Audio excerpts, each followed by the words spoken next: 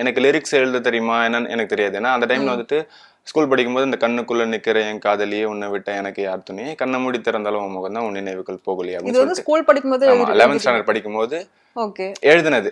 So நான் என்னோட கவிதை எழுதுற மாதிரி ரஃப் நோட் லாஸ்ட் பேஜ்ல எழுதி வச்சிருக்கிறதா நிறைய இருக்கும். ஸோ அந்த மாதிரி ரேண்டமான ஒன்று தான் இது. ஸோ எழுதிட்டு எனக்கு அப்பையிலேருந்தே ஓகே நமக்கு வந்துட்டு சினி ஃபீல்டு இந்த மாதிரி மியூசிக் பண்ணணும், டான்ஸ் ஏதாவது பண்ணணும். சின்ன வயசுல இருந்து அப்ப ஃபீல்டுக்குள்ள வரணும்னு ஆசை, சினி ஃபீல்டுக்குள்ள. ஓகே, இந்த படிச்சு வேலைக்கு போய் அதெல்லாம் இல்ல. நமக்கு வரல. பட் நம்ம நினைப்போம், ஆனா வீட்ல அதுக்கு அகைன்ஸ்டா தானே இருக்கும். உங்க வீட்ல எப்படி உங்களுக்கு சப்போர்ட் பண்ணாங்க? ஆமா கஷ்டமா தான் இருக்கும். வீட்டுல கழுவி தான் ஊத்துவாங்க இந்த மாதிரி. ஏன்னா அவங்களுடைய மைண்ட் செட் இப்போ நம்ம படிச்சாச்சு, வேலைக்கு போயாச்சு, சம்பளம் வாங்கணும், வீட்டை பார்க்கணும், அப்படிதான் இருக்கும். பட் அதை நானும் வேலைக்கு போனேன். நான் காலேஜ் முடிச்சுட்டு ஒரு ஐடி கம்பெனில வேலைக்கு போனேன். ஒரு 3 மாசம் 6 மாசம் இருக்கும். பட் அங்கே போகும்போதே நம்ம ஒர்க் பண்ணும் போதெல்லாம் வந்துட்டு நம்மளுடைய சாங் இப்படி நடந்து போயிட்டு இருப்பான். நம்மளுடைய சாங் ஒருத்தன் அப்படியே ப்ளே பண்ணிட்டு ஸ்டேட்டஸ் வச்சுட்டு போயிட்டு இருப்பான். அது நமக்கு கேட்கும்.